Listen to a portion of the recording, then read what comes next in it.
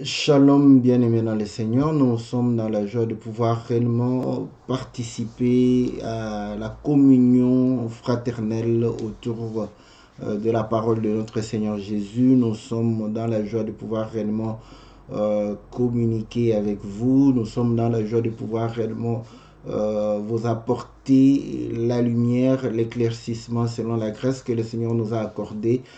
Voilà pourquoi nous vous disons un grand shalom, que l'Éternel notre Dieu puisse véritablement vous accorder toutes ces bénédictions, que l'Éternel puisse vous accorder toutes ces faveurs, que l'Éternel puisse réellement vous soutenir dans tout ce que vous êtes en train de pouvoir faire, afin de pouvoir faire réussir cela dans le nom puissant et glorieux de notre Seigneur Jésus.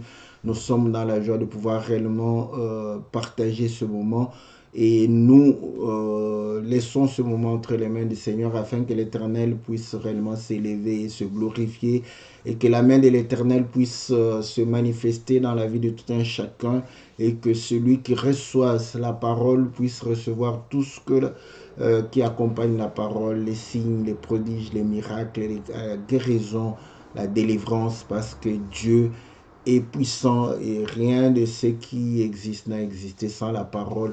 Et lorsque le peuple était dans la détresse, l'Éternel leur a envoyé sa parole pour pouvoir les délivrer, les guérir, pour pouvoir réellement leur apporter solutions et réponses à leurs préoccupations.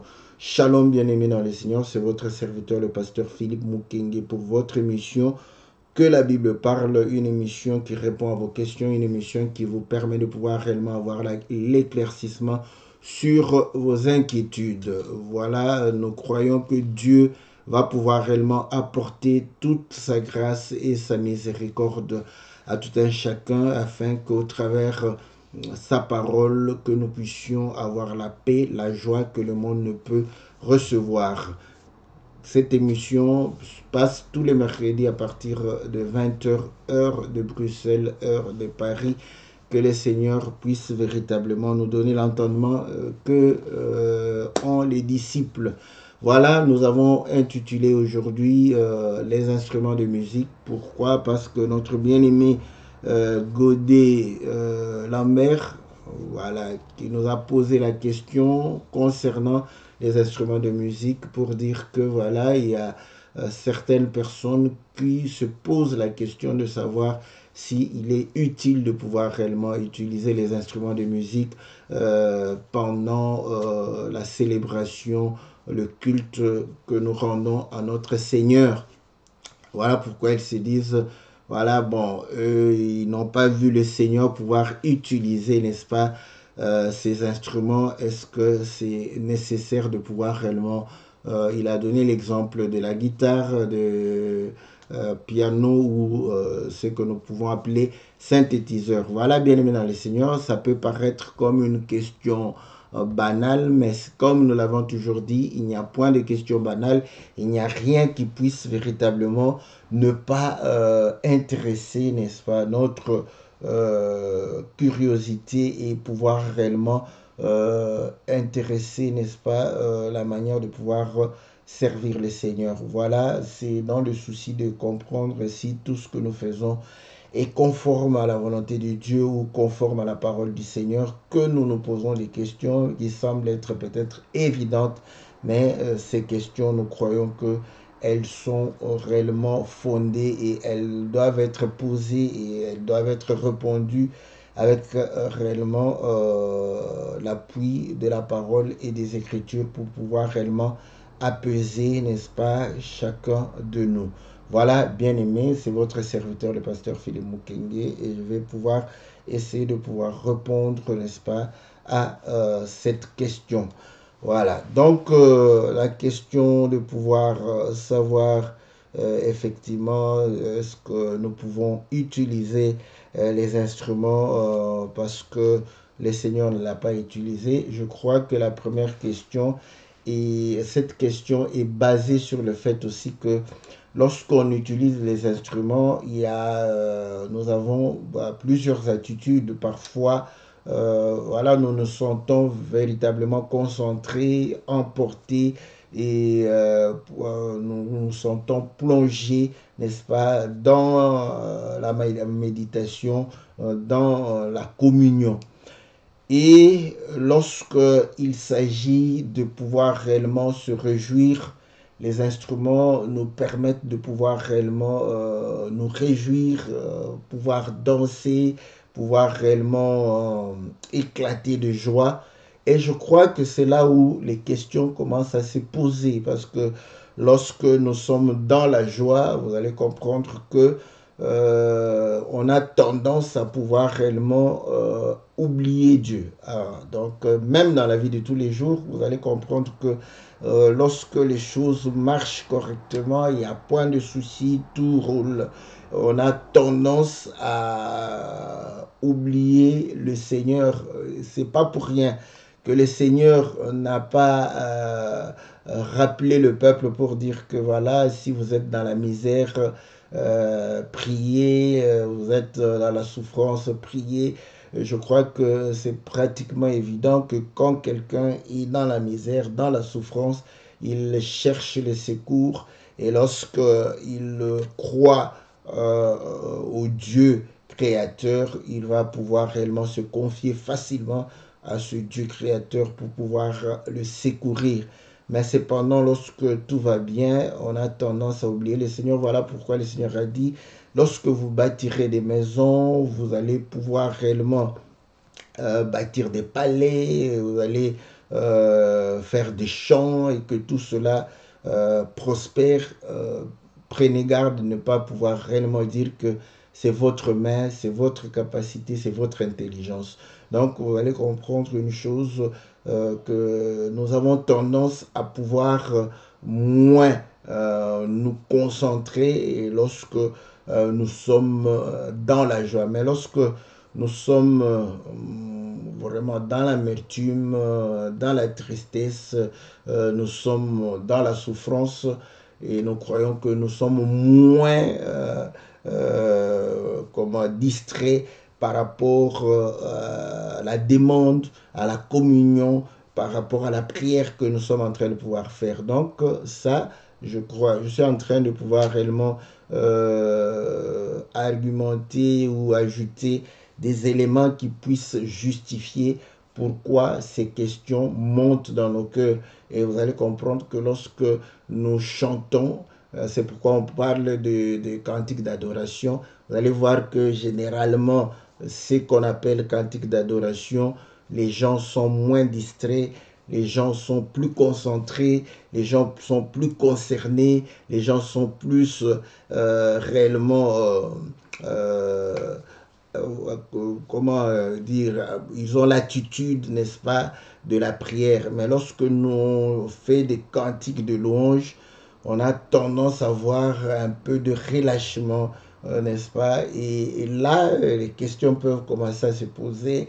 Vous voyez, ce sont des instruments qui font que nous puissions danser, puissions crier de joie, parfois rire, et être déconcentré. Voilà, donc les questions peuvent venir dans ce sens-là. Mais écoutez, bon, une réponse assez simple. L'argumentation, par exemple, pour dire que le Seigneur n'a pas utilisé ces instruments, c'est trop simple, c'est trop simpliste, c'est trop faible. Pourquoi? Parce que on va te dire que le Seigneur n'a point utilisé des micros. Nous utilisons des micros pendant le culte. Le Seigneur n'a point utilisé des caméras. Aujourd'hui, nous utilisons des caméras pendant le culte. Et vous allez voir que comme le téléphone a tout maintenant, donc maintenant les gens utilisent le téléphone pour enregistrer, pour filmer, pour voilà, prendre, n'est-ce pas, des images. Donc vous allez comprendre que toutes ces choses, eux, ils ne l'ont pas utilisé. Donc à ce moment-là, devons-nous ne pas utiliser ces choses parce que le Seigneur ne les a pas utilisées? Vous voyez que c'est une réponse assez facile à pouvoir contrer pour dire que voilà, le Seigneur, la Bible même dans sa forme aujourd'hui n'a pas été ce que le Seigneur a utilisé. Rappelez-vous quand il est entré dans les synagogues, on lui a donné le rouleau, n'est-ce pas, d'Ésaïe qu'il va ouvrir et pouvoir lire. Donc aujourd'hui nous avons des feuilles qu'on a rassemblées en un livre. Donc ça n'a pas la même forme, n'est-ce pas? Donc voilà. Maintenant, la question reste toujours voilà, d'actualité pour dire ceci. Est-ce que le Seigneur, n'est-ce pas, a désapprouvé tout cela? Je ne pense pas. Écoutez, parce que les choses en soi, n'est-ce pas, ne devraient pas être considérées comme mauvaises ou voilà, comme impures. Je vais chercher une écriture dans les livres, n'est-ce pas, de Thessaloniciens ou voilà, si ce n'est pas de Thessaloniciens, je vais voir dans un Thessalonicien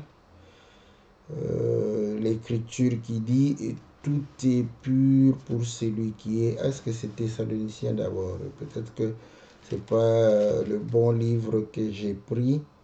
Je vais voilà. Regardez l'écriture. Je vais voir, peut-être que c'est dans le livre de Tite. Voilà. Donc Tite chapitre 1. Je commence au verset. Quel verset? Je commence au verset 10. Comme ça, j'ai l'idée aussi.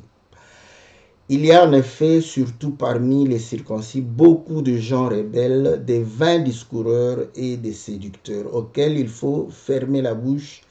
Ils bouleversent des familles entières, enseignant pour un gain honteux ce qu'on ne doit pas enseigner. L'un d'entre eux, leur propre prophète, a dit: Crée-toi toujours menteur, méchant, bête, ventre paresseux.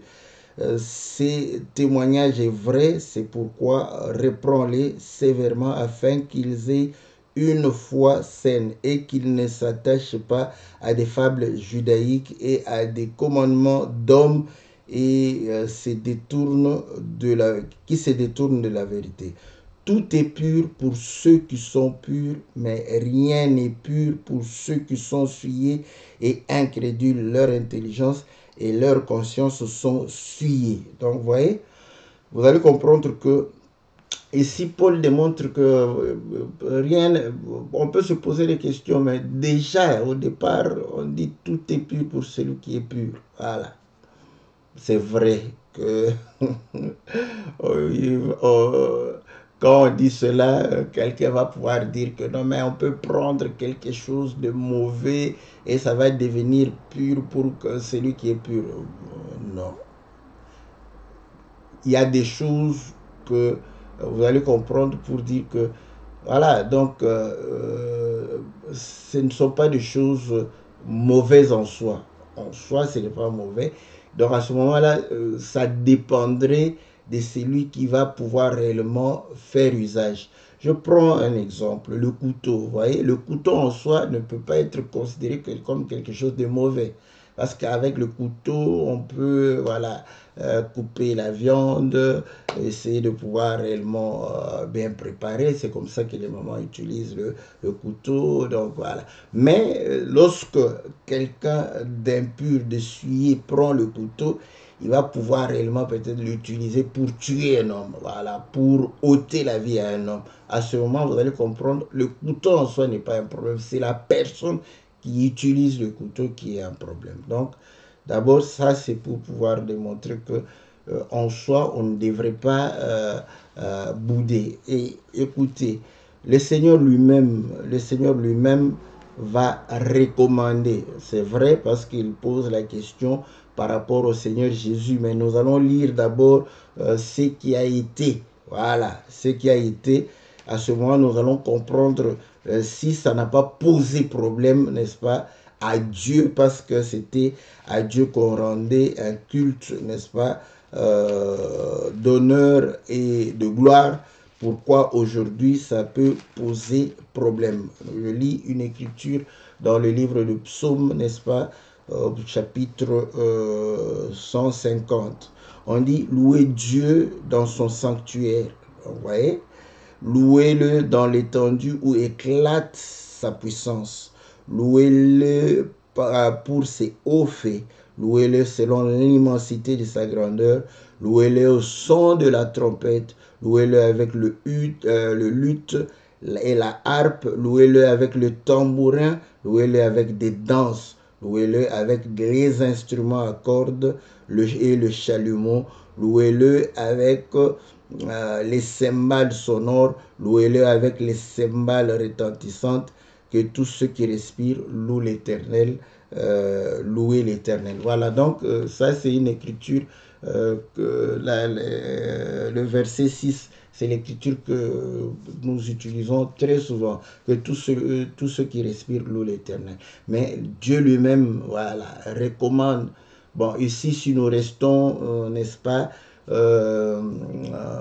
littéral, vous allez voir que dans le sanctuaire, donc, il a demandé de pouvoir louer. Et lorsque nous lisons un Chronique chapitre 25, vous allez voir comment David va organiser, n'est-ce pas, les chantres pour pouvoir le service de chant.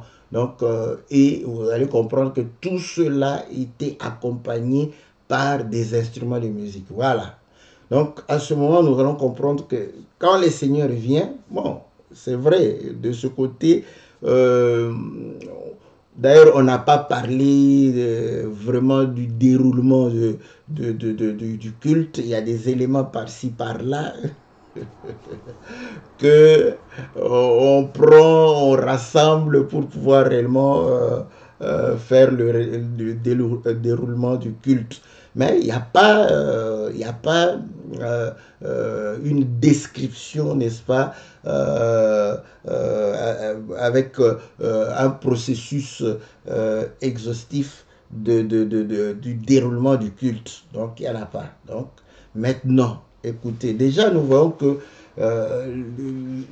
Dieu recommande à ce qu'on puisse le louer avec les instruments, avec les danses, voilà. Donc, parce que question des danses aussi de ce côté ici des apôtres, en tout cas, j'ai pas dans ma mémoire que on voyait les apôtres danser. Donc, mais du moins on dit louer avec les danses, donc avec les tambourins, les instruments à cordes, la trompette, au son de la trompette. Donc voilà, vous voyez que les instruments accompagnent, n'est-ce pas, la célébration, la louange, n'est-ce pas, à notre Dieu. Maintenant, écoutez, vous allez comprendre que le Seigneur ne va pas condamner ces choses. Voilà. Il ne va pas condamner ces choses. Je vais lire une écriture. Le Seigneur va pouvoir dire qu'il n'est pas venu abolir la loi. Bon, je sais que quelqu'un va prendre les lois cérémoniales, les lois liées au sacerdoce, mais le Seigneur parle de l'ancienne alliance comme étant la loi aussi. Et il est venu aussi accomplir cela. Donc, il n'est pas là pour pouvoir contredire les Écritures, mais il est là pour pouvoir apporter la lumière sur les Écritures. Je lis une écriture pour que vous puissiez voir qu'il n'est pas contre les instruments. Voilà. Dans le livre de Matthieu chapitre 11, au verset 16, il va pouvoir dire ceci. À qui comparerai-je cette génération? Elle ressemble à des enfants assis dans des places publiques et qui s'adressent à d'autres enfants.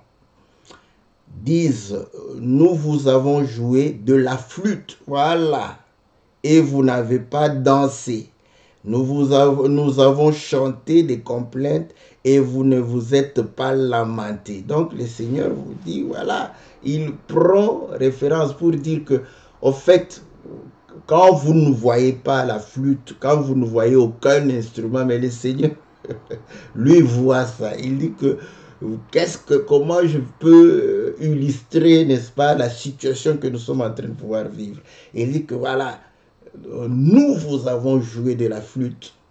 Donc, le Seigneur se présente comme celui qui joue, n'est-ce pas, un instrument de musique.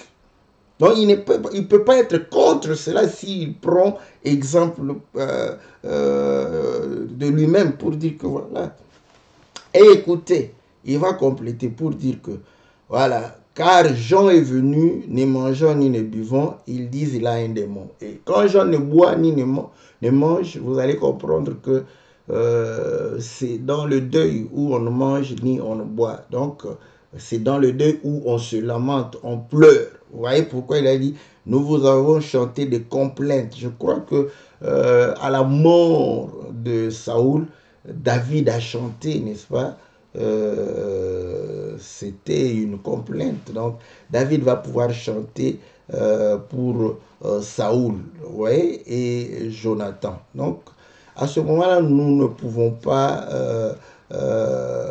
nous comprenons que les chants, les complaintes, ce sont, n'est-ce pas, des chants pour pouvoir pleurer, n'est-ce pas? Voilà pourquoi, même en Israël, il y avait, n'est-ce pas, il y avait des femmes qui pleuraient et qui chantaient en pleurant pour faire pleurer les autres. On les appelait les pleureuses. Donc ici, vous voyez déjà que le Seigneur n'est pas contre cela. Il n'est pas contre les instruments parce que il démontre que c'est comme si j'étais en train de jouer l'instrument. Donc même si on n'a pas vu, mais lui se présente comme celui qui a joué, n'est-ce pas, la flûte. Et il a dit que vous n'avez pas dansé. Voilà, donc c'est pour dire que quand on joue les instruments, vous devez danser. Ici, vous voyez, c'est vraiment, quand il dit qu'on a joué la flûte, mais vous n'avez pas dansé, on a chanté les complaintes sans instrument, vous n'avez pas pleuré. Et c'est ce que j'étais en train aussi de pouvoir dire dès le début, que lorsqu'on n'a pas, n'est-ce pas, des instruments, on a tendance à pouvoir avoir plus de concentration, de méditation, hein, voilà, donc ça fait réfléchir. C'est normal, c'est ce que le Seigneur démontre ici. Donc vous voyez que le Seigneur démontre qu'il a joué, n'est-ce pas, la flûte pour pouvoir, parce que lui, il va pouvoir dire, le Fils de l'homme est venu mangeant et buvant. Voilà, donc c'est la fête. Et à la fête, il y a la danse. Donc, ils disent, c'est un mangeur, un buveur, un ami des publicains, des gens de mauvaise vie, mais la sagesse a été justifiée par ses œuvres. Vous voyez, les gens qui aiment, n'est-ce pas, le plaisir.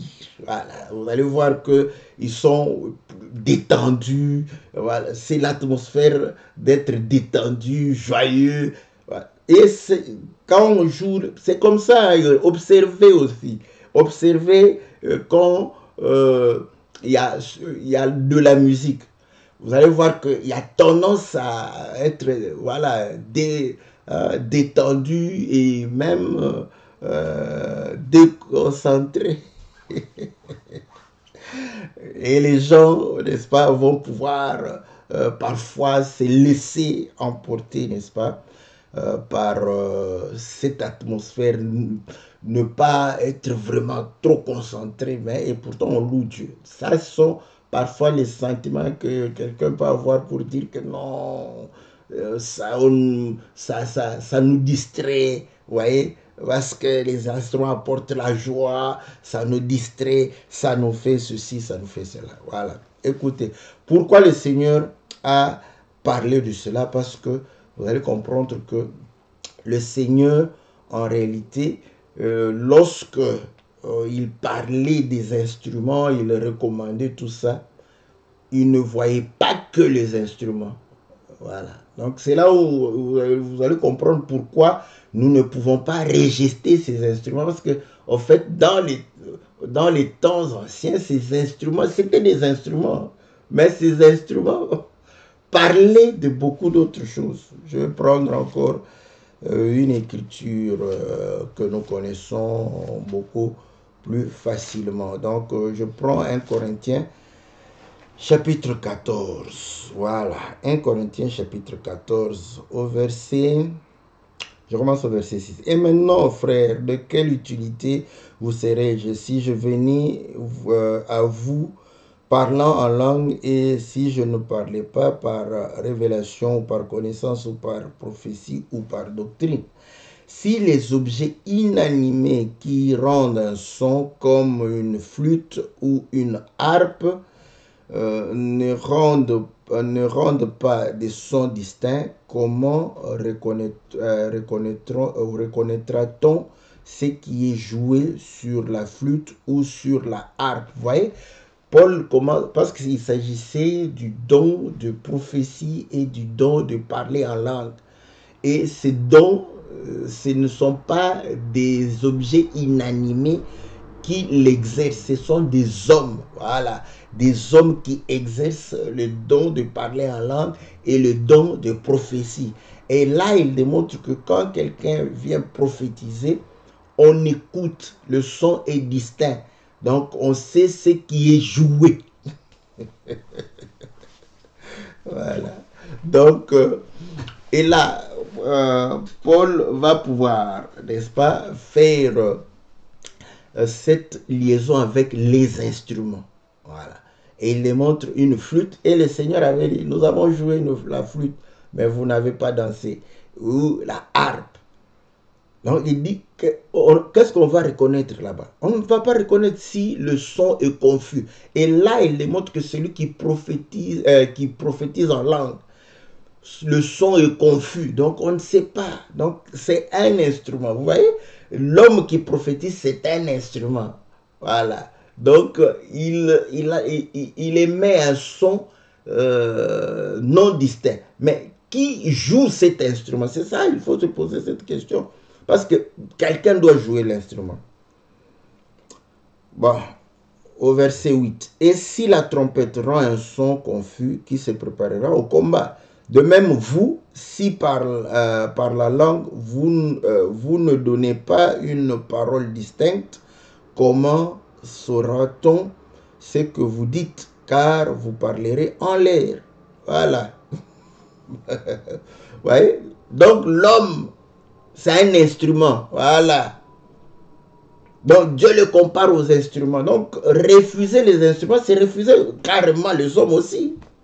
Parce que les hommes sont des instruments pour Dieu. Voilà. Attendez, je vais prendre une écriture noir sur blanc. Selon Louis II, peut-être que dans une autre version, c'est pas comme ça. Mais c'est pas grave, la pensée va rester la même. Je prends Actes des Apôtres. Actes des Apôtres. Voilà. Voilà. Je pars là où Ananias. Voilà. Au verset 10. Or, il y avait à Damas un disciple nommé Ananias. Le Seigneur lui dit dans une vision, Ananias, il répondit, mais voici Seigneur. Et le Seigneur lui dit, lève-toi, va dans la rue qu'on appelle la droite et cherche dans la maison de Judas un nommé Saoul de Tarse. Car il prit et il a vu en vision un homme du nom d'Ananias qui entrait et qui lui imposait les mains afin qu'il recouvrât la vue. Ananias répondit, Seigneur, j'ai appris de plusieurs personnes tout le mal que cet homme a fait à dessein dans Jérusalem. Et il a ici des pouvoirs de la part des principaux sacrificateurs pour lier tous ceux qui invoquent ton nom. Mais le Seigneur lui dit, va, car cet homme est un instrument. Bon, Vous pouvez prendre un instrument de labour, vous êtes libre. Hein? Instrument pour la menuiserie, vous êtes libre de prendre là-bas. Même comme on parle de la musique, je prends instrument par rapport à la musique. Voilà, c'est un instrument. Donc, il dit, cet homme, c'est un instrument que j'ai choisi pour porter mon nom devant les nations, devant le roi et devant les fils d'Israël. Vous voyez? Donc, les hommes sont des instruments devant Dieu. Et nous sommes des instruments de musique aussi. Parce que Paul vient de démontrer que lorsque quelqu'un prophétise, il joue la flûte ou la harpe avec un son distinct. Celui qui prophétise en langue, le son n'est pas distinct. Donc il y a cacophonie, il faudrait que quelqu'un vienne arranger. Voilà pourquoi il parle de celui qui a le don d'interprétation, parce que celui-là donne un son distinct. Celui qui n'a pas d'interprétation, il a le don de parler en langue. Il donne un son confus. Les gens ne sauront pas se préparer. Donc, ils ne sauront pas dire que voilà, qu'est-ce que Dieu veut d'eux. Voilà. Donc, on comprend que nous sommes des instruments. Voilà, Dieu ne peut pas bouder les instruments pendant qu'il nous considère nous-mêmes comme étant des instruments. Et quel instrument encore, je démontrais que voilà, instrument, n'est-ce pas, de musique. Voilà. Ils ont une écriture. Ils ont une écriture. Parce que les gens qui jouent de la musique, n'est-ce pas, sont importants. N'est-ce pas, importants. Je prends dans le livre de 1 Samuel. Voilà. 1 Samuel chapitre 16. 1 Samuel chapitre 16 au verset... Voilà, verset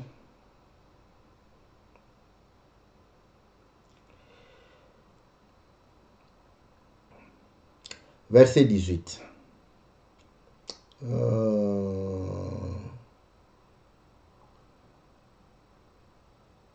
Verset 16, je commence au verset 16.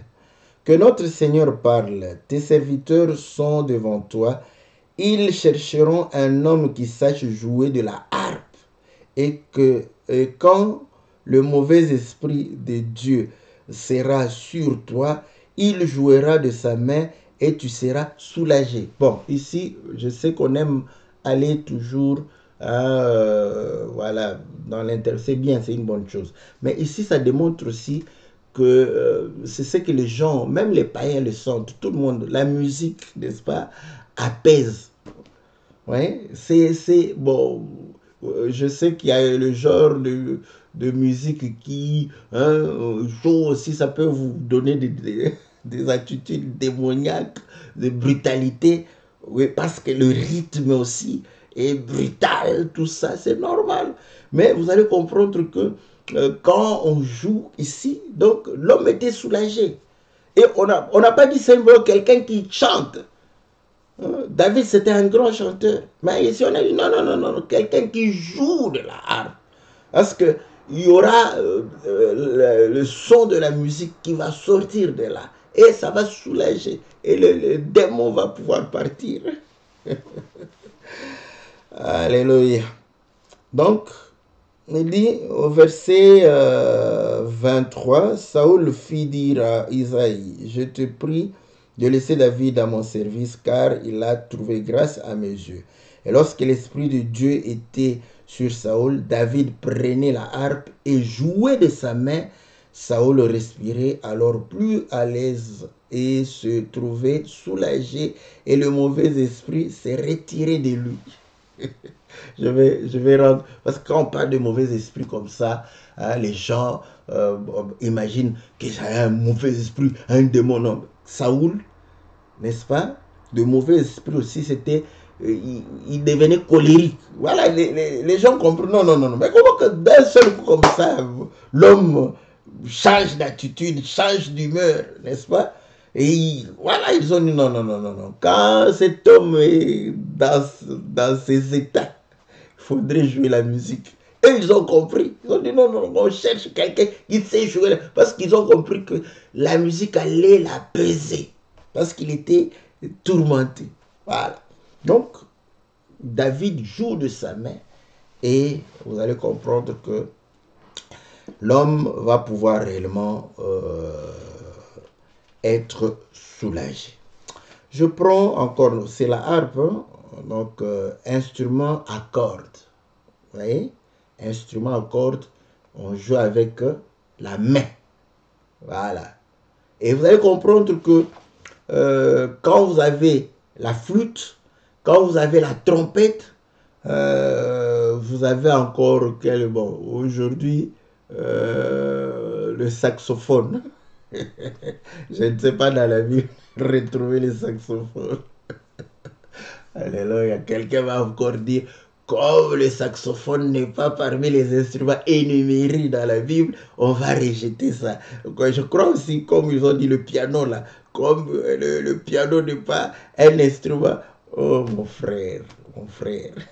Parce que le piano, je crois, l'harmonica sont de trucs, vous allez comprendre que qui devraient être des instruments qui sont venus des instruments avant. Bon, si je ne me trompe pas, ça, ce sont ceux qui ont fait les académies de beaux-arts, les arts musique, tout ça, il y en a, peuvent avoir l'histoire, on peut Google, vous allez comprendre, parce que je me rappelle le piano, on pédalait là, pour jouer le piano là. Donc il fallait pédaler. Si vous ne pédalez pas, quand vous allez jouer, vous pouvez toucher les touches comme ça, pousser, appuyer sur les touches sans que ça puisse donner un son. Donc il fallait appuyer normalement, souffler dedans pour que ça borde.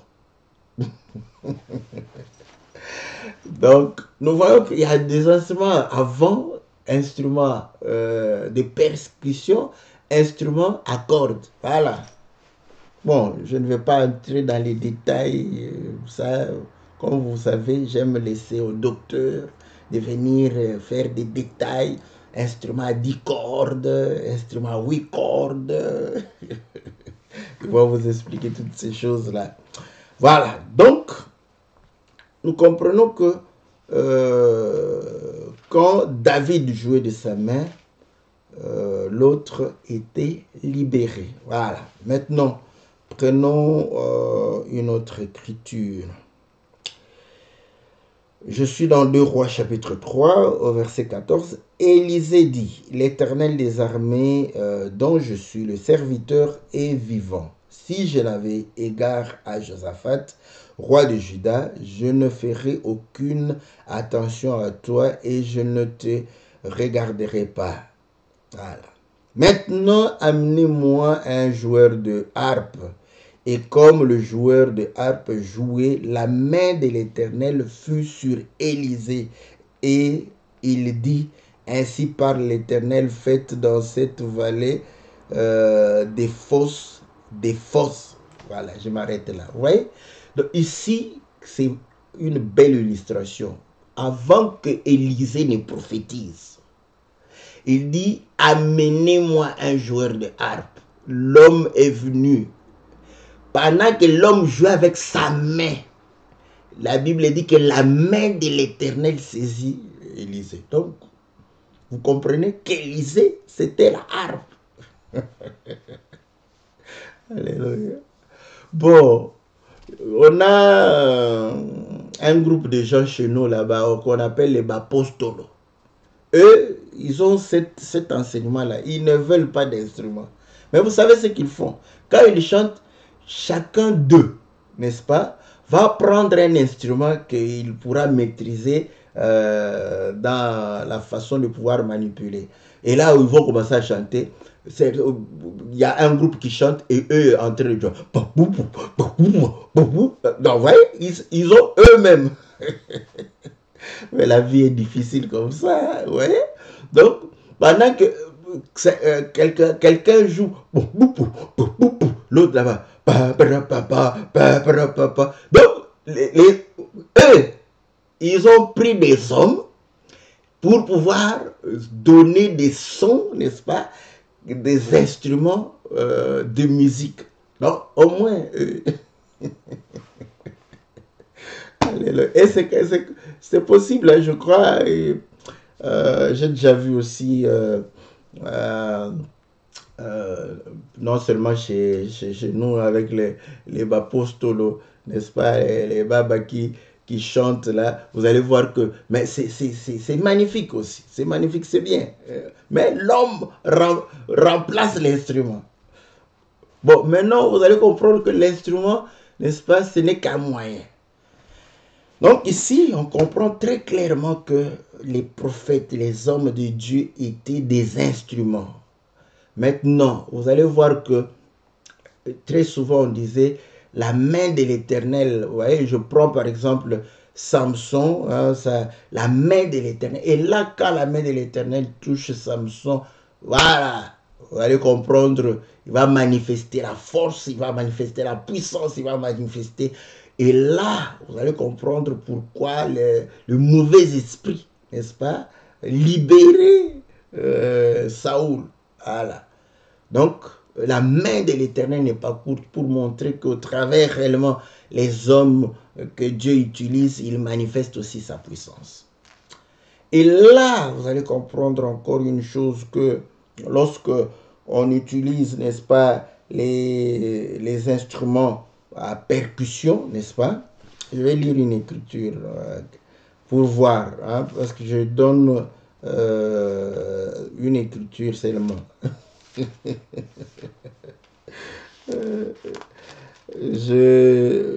Que quelqu'un ne me dise pas non, mais pourquoi un deuxième témoin? C'est le deuxième témoin, parce que j'ai déjà donné, n'est-ce pas, pour montrer que l'homme est un instrument. Prenons Ésaïe 30. Ésaïe 30 au verset 32. Ésaïe 30, verset 32, on dit ceci. Je commence même au verset 31. À la voix de l'Éternel, l'Assyrien tremblera, l'Éternel le frappera de sa verge, à chaque coup de la verge qui lui est destinée et que l'Éternel fera tomber sur lui. On entendra les tambourins et les harpes. L'Éternel combattra contre lui à main levée. Ouais. Tambourin, voilà, il utilise les mains. Et harpe, il utilise, et on dit, l'Éternel va comme, à chaque fois que l'Éternel donne un coup de verge, ça s'entend par le son des tambourins et de la harpe. Ouais. Et là, parce que tambourin, c'est, j'ai pris tambourin, c'est instrument à percussion. Et ici, on comprend, le Seigneur lui-même, Ésaïe 53 démontre, nous l'avons considéré comme frappé de Dieu. Voilà, nous sommes des instruments. Quand on te considère comme instrument comme le tambourin, Dieu doit d'abord te frapper, comme il a frappé Jacob. Vous voyez, il a frappé Jacob pour pouvoir utiliser Jacob. C'est comme ça. Donc, nous sommes des tambourins que Dieu a frappé, a modelé, a brisé. Voilà, un homme de Dieu doit être brisé, une servante de Dieu doit être brisée avant de servir le Seigneur, avant de donner, n'est-ce pas, de la joie, avant de donner, n'est-ce pas, la bonne nouvelle. Voilà, que le Seigneur va pouvoir, n'est-ce pas, te briser. Et quand il te brise, à ce moment-là, tu seras la joie pour les autres. Tu vas faire danser les gens. Ça, c'est bien. J'aime ces choses. Et les instruments, vous voyez, flûte, trompette, on souffle, le vent. Or, le Seigneur démontre que l'esprit est comme le vent, hein, n'est-ce pas? Donc, voilà. C'est lui qui est né d'esprit comme le vent. On ne sait pas d'où il vient, où il va. Donc, le vent. Et ça, c'est pour démontrer que c'est l'inspiration vient, n'est-ce pas, du Saint-Esprit, de l'Esprit de Dieu. Pour pouvoir réellement n'est-ce pas, parler, apporter la lumière, la bonne nouvelle. Voilà. Donc, nous sommes des instruments pour pouvoir réellement servir à la gloire du Seigneur. Comment pouvons-nous régner les instruments? Voilà, c'est ça. Comment régner les instruments? Frère, la joie n'est pas un péché. Parce que c'est ça ce que nous croyons. Parce que quand on est dans la joie n'est pas un péché. Mais la satisfaction de la chair, c'est un péché. Voilà. Satisfaire la chair, c'est un péché. Mais être dans la joie, ce n'est pas un péché. Voilà. Donc, voilà ce que je peux dire. N'est-ce pas? Nous sommes des instruments de Dieu. Je ne vois pas pourquoi Dieu ne nous réunit point. N'est-ce pas? Il nous utilise pour chanter. Voilà. Et quand nous chantons mal, c'est mauvais. Voilà, donc quand quelqu'un prêche mal, on comprend qu'il chante mal. Donc, ce n'est pas agréable aux oreilles. Donc, on ne va pas danser, on ne va pas pleurer à cause de cela. Donc, mais quand quelqu'un chante bien, les gens, n'est-ce pas, sont attirés, ils dansent. Donc, voilà pourquoi vous allez comprendre qu'ils dansent au rythme, n'est-ce pas, de la musique, au rythme de la parole que nous leur annonçons. Donc, Dieu ne peut pas refuser les instruments parce que ces hommes sont des instruments pour lui. De même que nous jouons les instruments, lui-même joue les instruments pour pouvoir annoncer sa parole, pour apporter la bonne nouvelle, pour apporter la joie, pour se faire connaître, pour élever son nom. Voilà. Voilà pourquoi aussi nous louons l'Éternel avec les instruments. Aujourd'hui, c'est avec la guitare. La guitare, c'est la postérité. C'est la postérité du luth.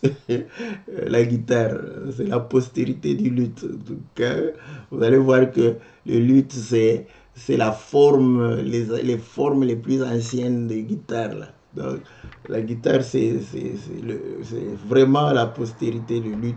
Donc, il n'y a pas de souci par rapport à ça. Donc, comprenez que on a simplement modernisé les choses. Que le Seigneur vous soit très favorable, n'est-ce pas? Que Dieu vous bénisse. J'espère que ceux qui savent jouer les instruments doivent le jouer pour la gloire du Seigneur. Et ceux qui entendent doivent réellement se réjouir en Christ Jésus.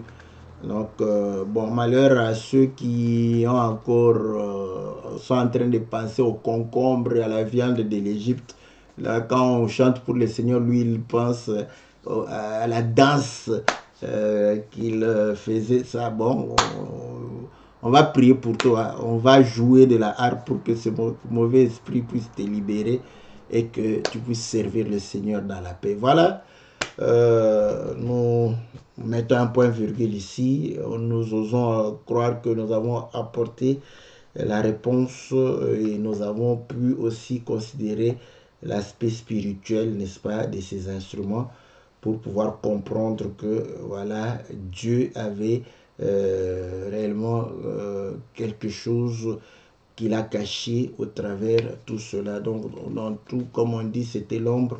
Le corps est en Christ Jésus et aujourd'hui, n'est-ce pas, nous vivons aussi l'ombre, voilà pourquoi nous jouons. Et puis, voilà, Apocalypse démontre, voilà, excusez-moi que je lise cette écriture, mais au ciel, les gens jouent.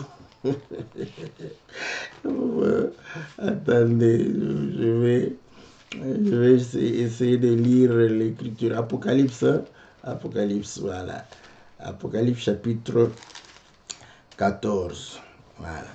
Apocalypse chapitre 14, il est dit ceci: j'ai regardé, voici l'agneau se tenait sur la montagne de Sion, et voici 144 000 personnes qui avaient son nom et le nom de son père écrit sur leur front.